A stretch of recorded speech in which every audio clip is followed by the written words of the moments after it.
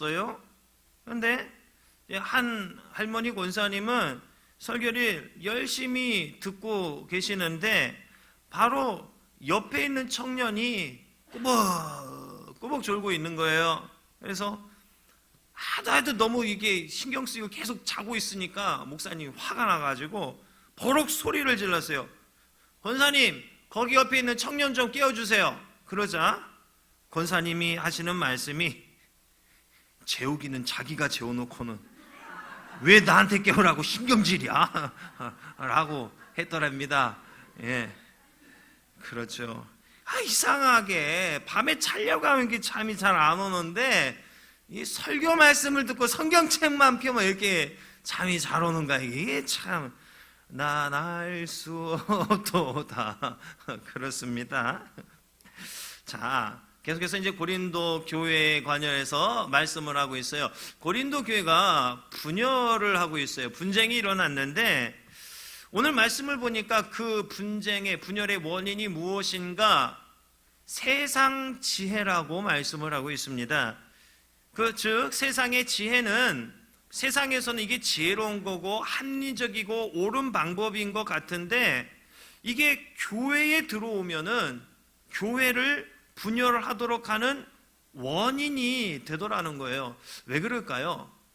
교회는 하나님의 말씀으로 하나님의 뜻 가운데에 움직여야 하는 공동체인데 세상의 지혜, 세상의 가치관은 이 하나님의 말씀과 부딪히는 부분이 많이 있기 때문에 그래요. 세상의 지혜는 그러므로 교회에 들어와서는 안 되는 악이다, 이렇게 좀 극단적으로 좀 표현을 할 수도 있는 것 같아요.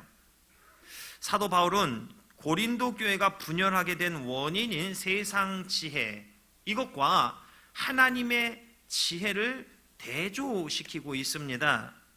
세상의 지혜로는 이 하나님의 말씀의 깊이를, 복음의 깊이를 헤아려 할 수가 없어요. 상대방이 믿음이라고 하는데 도무지 나는 이게 이해가 안 되는 거예요. 이게 믿음이라고, 야, 저런 비합리적인 방법이 믿음이라고, 야, 이건 나는 이해할 수가 없는데, 이렇게 되는 거예요. 왜 그래요? 내가 세상 지혜를 추구하는 사람이기 때문에 이 하나님의 말씀을, 하나님의 지혜를 이해할 수가 없는 거예요. 자, 하나님의 이 말씀을, 지혜를, 복음을, 그 깊이를 깨달아 알려면 어떻게 해야 되는가? 앞전 시간에 말씀드렸듯이 오직 성령께서 조명해 주셔야지만 이게 내가 깨달아지는 거예요. 자, 그리스도 안에 제대로 세워져 있는 교회는 하나가 되기 마련입니다. 교회 분열, 다툼이 일어나는 이유는 무엇이냐? 그 교회가 말씀 위에 올바르게 세워져 있지 않기 때문에 다툼과 분열이 일어나게 되는 거예요. 고린도 교회의 모습을 보면 특정 지도자를 내세워서 서로가 자랑을 하는 거예요. 뭐 우리 교회로 따지면은, 야, 내가 보기에는 이승섭 장로님이 우리 교회에 최고야. 뭔 소리야. 내가 볼 때는 류태우 장로님이 최고인 거야. 그 뭔 소리야. 내가 볼 때는 조국도 목사님이 최고. 뭐 서로 이러는 거예요. 그러면서 뭐 자랑하는 것까지는 그런다고 쳐요. 그런데 이게 다툼으로까지 번지게 되는 거예요, 이 일이. 그래서 교회 분열이 일어나기 시작한 거예요. 자, 고린도 교회는요, 분명히 은혜가 있어요. 성령의 역사가 있어요. 회개를 통한 그 뉘우침, 돌이킴, 이게 있었어요. 그런데 하나가 부족한 게 뭐예요? 말씀이 부족했어요. 말씀 위에 제대로 세워져 있지 않아요. 은혜가 있고 성령의 역사가 있음에도 불구하고 말씀에 세워져 있지 않으니까 어떻게 가는 거예요? 이 방향이, 배가 그냥 산으로 가는 거예요. 분열로 가게 되는 거예요. 왜 사람을 자랑하느냐는 거죠. 바울은 이런 고린도 교회의 분파 문제를 오늘 본문에서 다시 언급을 하면서 인맥에 따라 분열하고 있는 그들의 영적인 미숙함을 꼬집습니다. 원인이 뭐라는 거예요? 영적으로 성숙하지 못했기 때문이에요.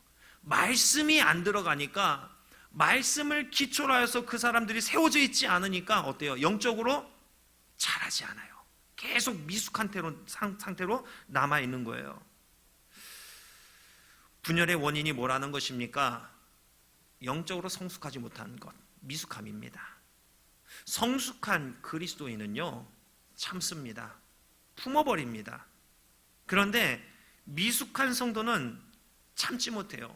품지 못해요. 계속 뚜껑을 열고 다니는 거예요. 제가 날리는 거예요. 서로가 이런 모습일 때에 교회에는 분명히 분쟁이 일어나고 다툼과 분열이 일어나게 되더라는 것입니다. 그러므로 분쟁 분열이 일어나는 교회에 그 파들의 이야기, 양쪽이건 뭐 세 쪽이건 다 얘기를 들어보면 어때요? 모두가 다 성숙하지 못하더라는 것입니다. 교회 지도자들은 그리스도께 각기 다른 은사를 받았습니다. 각기 다른 은사로 교회를 섬겨요. 어떤 지도자는 말씀이 들어지는 이런 은사를 받아서 말씀 사역을 중심으로 하고, 어떤 지도자는 뭐 찬양, 어떤 지도자는 기도, 섬김, 뭐 여러 가지 다양한 은사가, 특히 이게 툭 튀는 은사들이 있어요. 더 충만하게 가득 부어주시는 은사로 섬기는 거예요. 그런 특징이 나타나게 되는 거죠. 그런데 이것을 가지고 누가 더 낫고 누가 좀 더 부족하다고 이게 평가하는 것과 각각의 지도자를 따르는 것은 뭐예요? 분열을 야기시키는 것이고 분명 잘못된 모습이라 할 수 있는 거예요. 자, 성도들은요, 어느 교회를 가도 100군데 다 가도 동일한 모습이 뭐냐? 완벽한 지도자를 원해요. 그래서 자신이 바라고 원하고 그려놓은 상상 속에 완벽한 그 지도자의 모습이 있어요. 그런데 우리 교회 지도자가 그 모습과 가깝지 않다, 좀 멀다, 거리감이 있다. 거기서부터 좌절감이 시작되는 거예요. 실망이 시작되는 거예요. 그래서 부정적인 시선으로 사람과 교회를 바라보기 시작하더라는 겁니다. 저는 한편으로는 이런 생각을 해요. 뭐 TV나 인터넷을 통해서 정말 훌륭하고 뛰어난 목사님들의 설교를 많이 들을 수 있는데, 이건 장점인데 장점인 반면에 어때요? 성도들의 눈이 너무 높아졌어요. 그래서 이게 어떻게 보면 TV나 인터넷이 오늘날의 성도들 참 많이 버려놓은 면도 있는 것 같다, 이런 생각이 들어요. 많은 성도들이요, TV, 인터넷을 통해서 우리나라의 내노라는 손가락 안에 꼽히는 이 목회자들의 설교를 듣습니다. 그들의 인격, 그들의 삶을 몰라요. 그냥 그 화면에 나온 모습, 설교하는 모습, 그것만 보는 거죠. 우리는 그럴 수밖에 없지요. 그래서 그 목사의 설교를 뭐 10편, 100편을 듣고 막 계속 들으면 되게 친근감이 느껴지면 내가 너무 잘 아는 것처럼 생각되어지면서 그 목사를 흠모하고 이제 존경하기 시작해요. 물론 저도 그런 목사님들이 있어요. 설교 잘하는 목회자는 세상에 참 많습니다. 그러나 그의 삶까지 온전하게 하나님께 드려지고 그렇게 사는 목회자는 흔하지 않아요.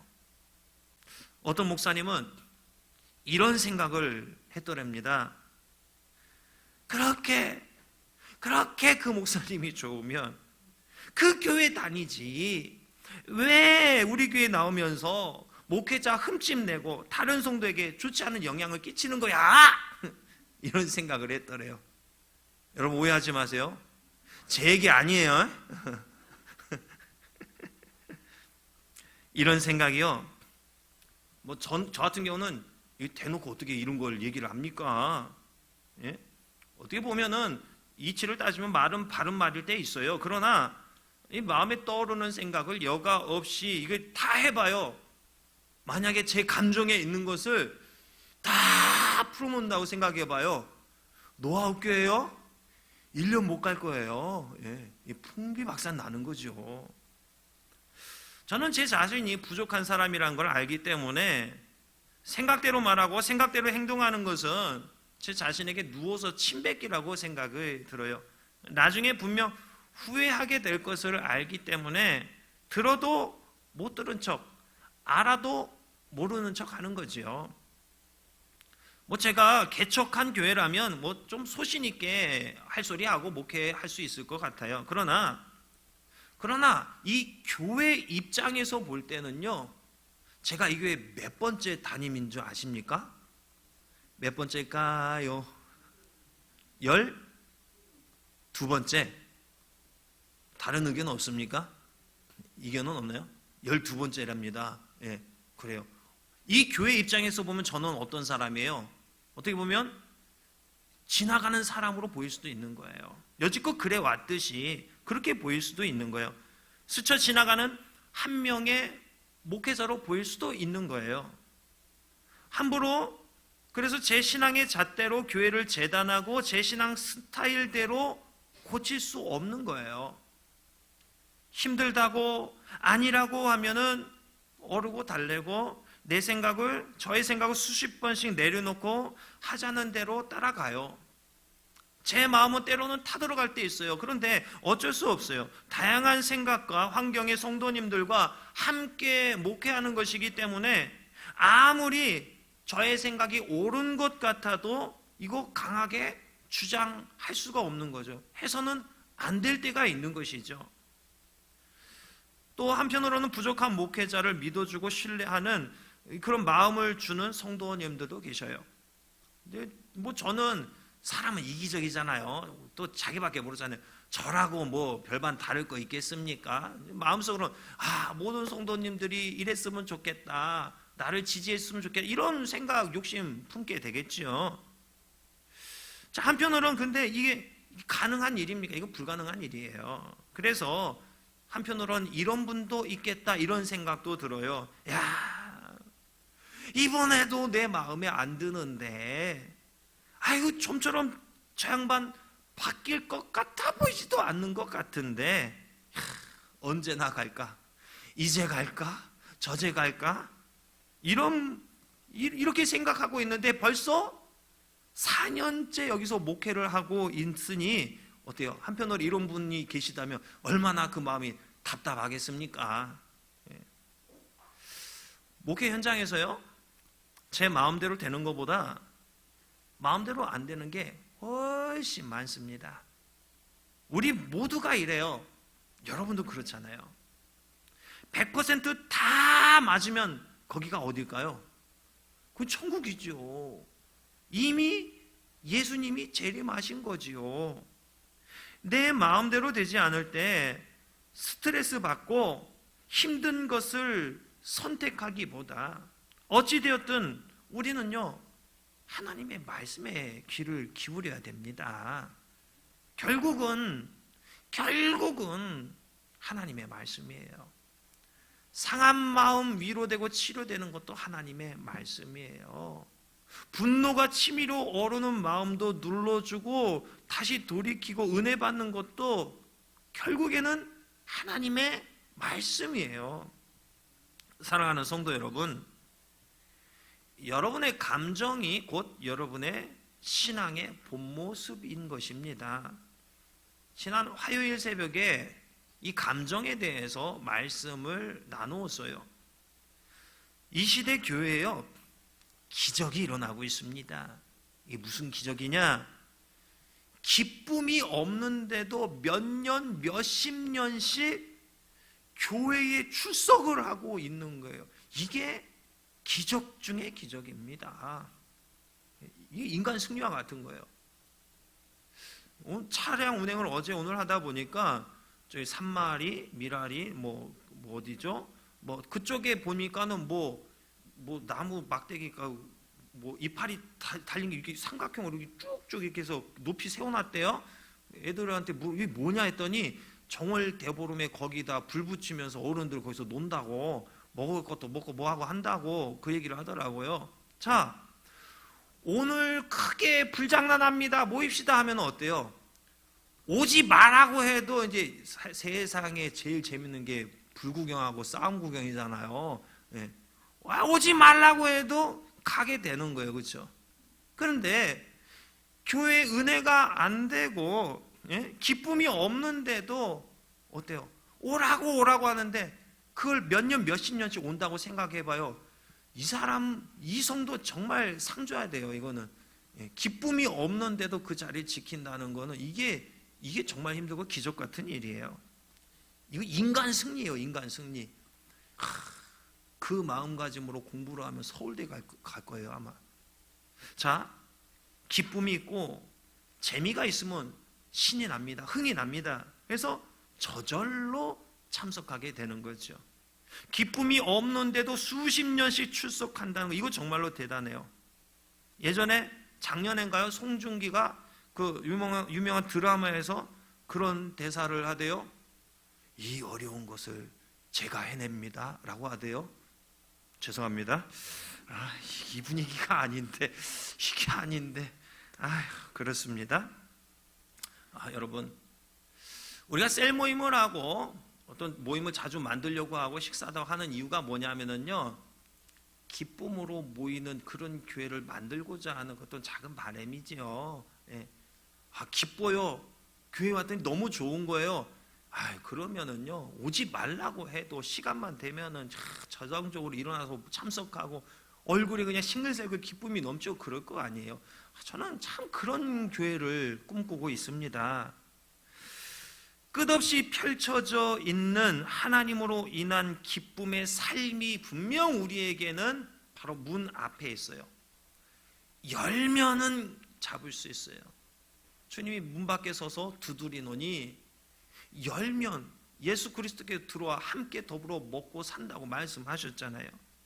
그것을 외면하고 고통스럽고 비관적인 부분만 선택해서 보는 그런 삶을 우리가 살 때가 있지요.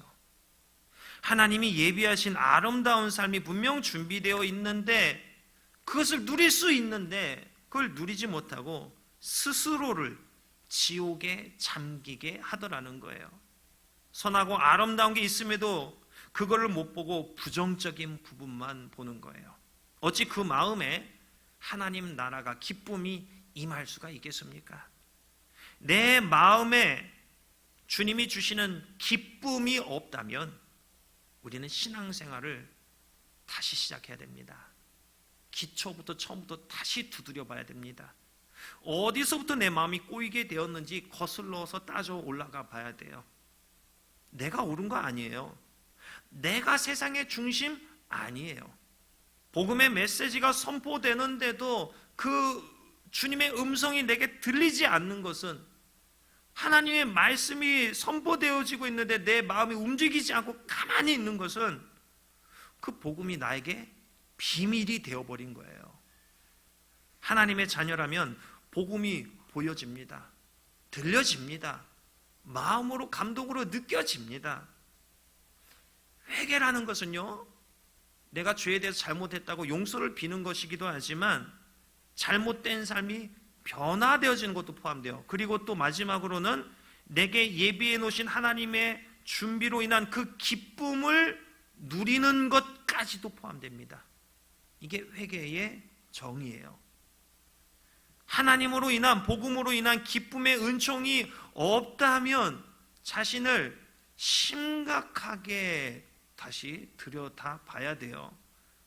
성령이 내게 내주하시고 충만한 상태이면 비판, 비관, 부정적인 것 이렇게 될 수가 없어요. 내 감정의 상태만 살펴보아도 내 믿음의 신앙의 상태를 알 수가 있어요.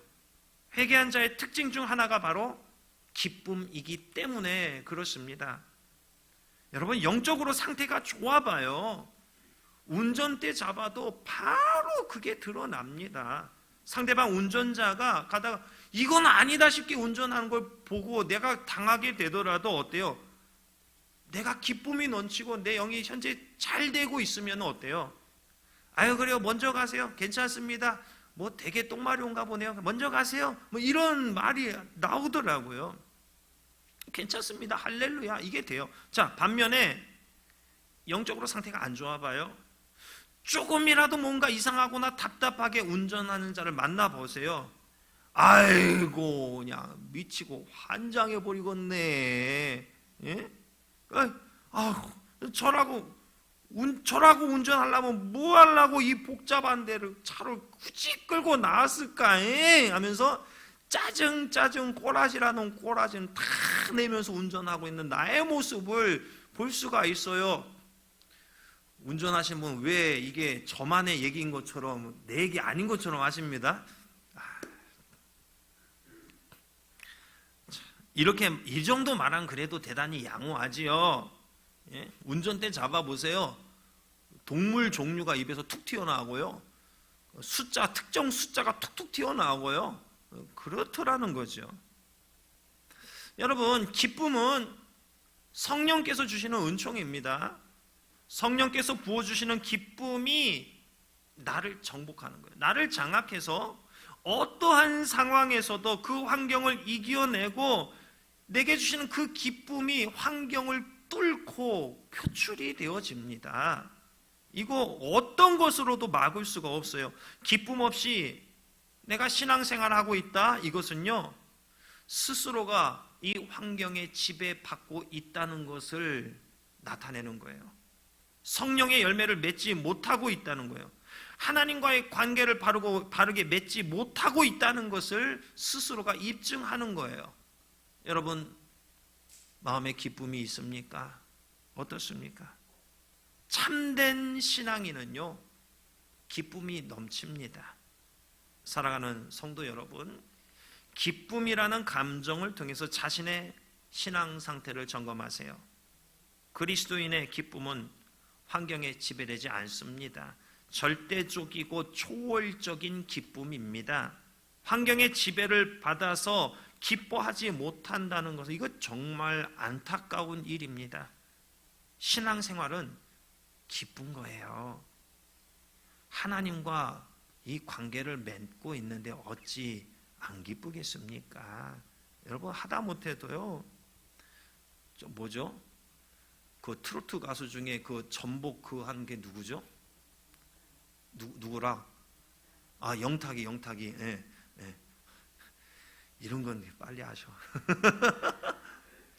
오늘 영탁이가 와가지고 아주 노래 한 거 딱 부르고 저 딱 악수 하나 딱 한번 포옹해주고 사인 딱 해봐요. 어때요? 솔직히 성령이 오신 것보다 더 기쁠걸요? 안 그래요? 사람들 나 오늘 영탁이랑 손잡고 포옹, 나 일주일 동안 내 손 안 씻을 거야 하면서 그럴 건 아니에요? 여러분, 상황과 환경을 초월해서 항상 기뻐하시기 바랍니다. 이 모습이 내가 구원받았다는 표징이 돼요. 내가 참 그리스도인으로 바른 방향으로 살아가고 있다는 증거가 됩니다. 사도 바울이 분명하게 꼬집어내고 있어요. 인맥에 따라 분열하고 있는 것은 영적으로 미성숙한 모습이라고 정확하게 꼬집어내고 있습니다. 이런 자의 마음에 평안을 찾아볼 수 없어요. 자신이 가지고 있는 비판의 칼날로 정죄하고 판단을 해요. 그런데 그 마음에는 평안과 사랑이 없어요. 여러분, 정죄하고 비판하고 옳은 거 다 바로잡는 이 빠른 소리만 하면은 마음이 평안이 온다면 성경에도 분명히 써 있을 거예요. 네 이웃을 매일 정죄하고 비판하고 판단하라 이럴 거예요. 그런데 성경은 그렇게 말씀하지 않아요. 네 눈 속에 있는 들보는 보지 못하면 남의 눈에 있는 티끌 가지고 뭐라고 하냐? 오히려 비판하고 정죄하는 나를 나무라고는 말씀을 하셔요. 짧은 인생 은혜만 받기에도 모자란 시간입니다. 그런데 왜 평안이 없고 기쁨이 없고 사랑이 없는 그 길을 스스로 선택하려 하십니까? 에덴 동산부터 끊임없이 인류에게 선택이라는 과제가 늘 놓여 있습니다. 생명나무냐 선악과냐 이 선택을 늘 달고 다녀요. 우리는. 여러분은 오늘 주어진 환경에서 영생토록 생명을 보존하는 이 생명나무의 손을 뻗으시렵니까? 아니면 선악과의 손을 뻗어서 하나님께 버림받는 인생이요 타락되어진 인생이 되려십니까? 평안이 없고 기쁨이 없고 사랑이 없는 상태를 가리켜서 바울은 뭐라고 오늘 표현을 하느냐? 육신에 속한 자라고 부르고 있습니다. 중생은 했어요. 거듭났어요. 회개를 통해서 다시 돌이킴이 있었어요. 그러나 여전히 육적인 것을 버리지 못해 육적인 행동을 하는 영적으로 어린 아이와 같은 초보적인 신앙을 가진 자를 육에 속한 자라고 표현을 하고 있어요. 10년 신앙생활을 했다고 그 신앙이 10살 되는 거 아니더라고요. 신앙생활 50년 했다고 그 신앙이 50세가 되는 게 아니더라고요. 10년 신앙생활 했는데 그 신앙이 2살인 성도 있어요. 50년 동안 신앙생활을 했는데 그 신앙이 4살, 5살에 머물러 있는 성도가 있어요. 고린도 교회에 분쟁이 일어난 원인이 무엇인가? 그리스도의 복음을 영접하고 거듭나기는 했는데 성령을 쫓아서 행하기보다 여전히 세상적인 기준, 세상의 관점에 의해서 생활하는 거예요. 영적 분별력을 갖지 못하는 거예요. 신앙의 초보 단계에 머물러서 하나님의 일보다 사람의 일에 더 치중한 까닭이었습니다. 고린도 교인들은 그들이 자랑하던 세상적인 지혜로 하나님의 일을 판단함으로써 하나님의 은혜와 예수님의 십자가 대신에 인간의 공로를 나타내는 영적 미성숙 상태에 머물러 있었던 것입니다. 공로 따지면은요 이렇게 되는 거예요. 잘하지 못해요. 머무를 수밖에 없어요. 고린도 교인들이 파당을 나누어 분쟁하게 된 것은 세상적인 지혜로 하나님의 일을 판단하고 세상적인 기준이나 관점에 따라 그들의 지도자를 편애하고 추종했던 까닭입니다. 교회의 지도자는요 하나님의 도구에 불과합니다. 오직 신앙의 열매를 맺게 하시는 분은 하나님이십니다. 성도가 진정으로 섬기고 추종해야 할 분은 오직 하나님뿐이에요. 인간 지도자를 추종하는 것은 잘못된 일입니다. 세상의 지혜가 우리 교회에서 왕노릇하지 못하게 해야 됩니다. 세상 지혜가 교회에서 주인 노릇하기 시작하면, 사공 노릇하기 시작하면은 교회는 분쟁이 일어날 수밖에 없습니다. 분쟁 분열은 분명히 성숙하지 못한 모습의 열매, 결과입니다. 세상에서는 인정받고 세상에서 엄청난 위인이라 할지라도 세상에서는 뭐 군수하다가 우리 교회에 등록하고 뭐 대통령의 뭐 할애비가 우리 교회에 등록한다 할지라도 하나님의 교회는 세상의 이런 계급 경험을 다 떼어놓고 들어오는 것입니다. 오직 하나님의 말씀만으로 하나님의 주인이 되시는 것이 교회입니다. 여러분, 오직 하나님만이 주인 되시도록 하는 자가 성도예요. 성도. 여러분, 노아우 교회의 주인이 누구입니까? 하나님이지요. 그렇죠? 여러분은 무엇을 기준으로 말하고 생각하고 판단하시렵니까? 하나님의 말씀이지요. 이게 성도입니다. 성령의 사람은 항상 기뻐합니다. 여러분, 오늘부터요 교회 나오시기 전에 집에서 거울 앞에서 한 1분 동안 연습 좀 하고 오세요. 이거요. 뭐 이렇게 뭐 김치 하는데 우리는 뭐 히브리 이렇게 해가지고 좀 연습 좀 하고 오세요.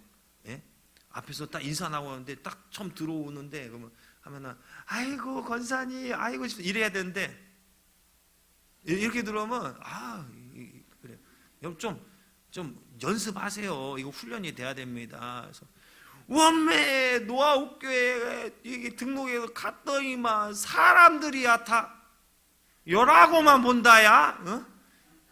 그럼 쓰겠습니까? 그냥 와서 그냥 손도 잡아주고 그냥 새 가족이 오면요 그냥 뿌라 먹어버리세요. 그냥 좀 이뻐해 주시고 반갑다 이렇게 좀 해 주셔요. 손도 잡고. 여러분, 환경과 관계없이 기뻐하실 줄 알아야 됩니다. 여러분, 참된 신앙인은요 물론 집에서 부부싸움 하면 안 되지요. 부부싸움 하는 것 자체도 내가 이미 영적으로 진 거긴 하지만 집에서 부부싸움 하더라도 교회 나오면 어떻게 해야 될까요? 아이고 권사님, 이게 좀 습관화됐으면 좋겠어요. 그냥 딱 보면 누가 봐도 저 양반 오늘 싸고 왔구만. 예. 안 돼요, 안 돼요. 예. 지혜가 아닌 하나님의 말씀을 붙드시고 영적 성숙을 이루는 교회요 성도 되시기를 주님의 이름으로 축원합니다. 기도하겠습니다.